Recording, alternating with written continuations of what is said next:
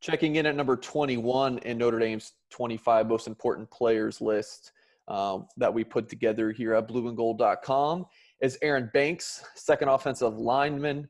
Tommy Kramer was at number 23, and now we have another interior player to join the list. Patrick, your thoughts on Banks at number 21? Does that sound about right?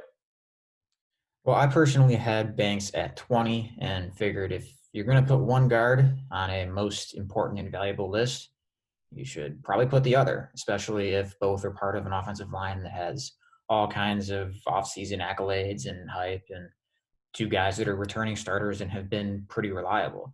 And Banks actually had the second highest pass blocking grade among Notre Dame's six primary linemen from last year, according to Pro Football Focus.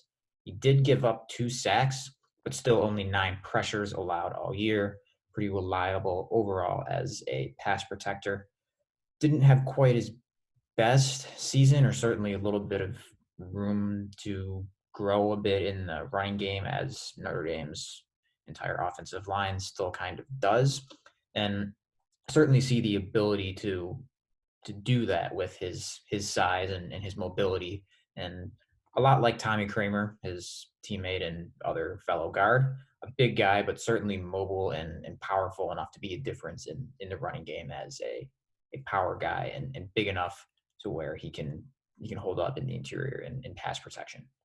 Patrick, for me, when I talk about most important players on a team, or I should say most important positions, you got to start at the quarterback, and then you got to protect the quarterback, and then you got to get people to go after the other team's quarterback. So with offensive line, we have Kramer and Banks. They're on the list, but they are a little bit low at 21 and 23.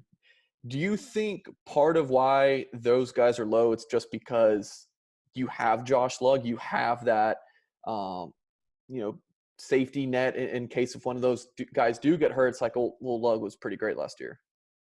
Oh, no question. And that went a lot into my thinking, and I know it went into some of our colleagues as well. And having a backup that can play a lot of those positions on the offensive line is a good luxury to have, and especially one in Josh Lugg, who stepped in pretty admirably once some injuries hit. But at the same time, and of course, you see both the guards here are lower than, say, the tackles, and which makes sense Don't give any considering. hints. No hints. Well, spoiler alert there. I'm not going to say where, but They are on there. Yeah. nonetheless, just generally speaking, when you're thinking about offensive line, you want to put a priority and value in a sense on tackles before you get into guards. Sure. But at the same time, and like I had mentioned with Kramer, it goes into a lot of the reasons we think Notre Dame's offense is going to be good again is because this offensive line is supposed to be good again. And that's a big reason why, and therein has some value to it.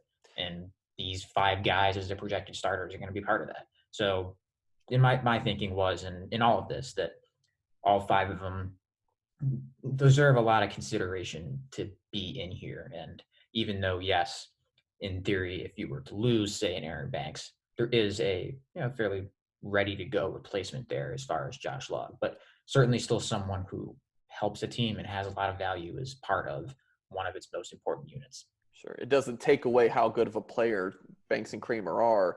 It's just, this isn't a best players list. This is most important players for this season. Absolutely.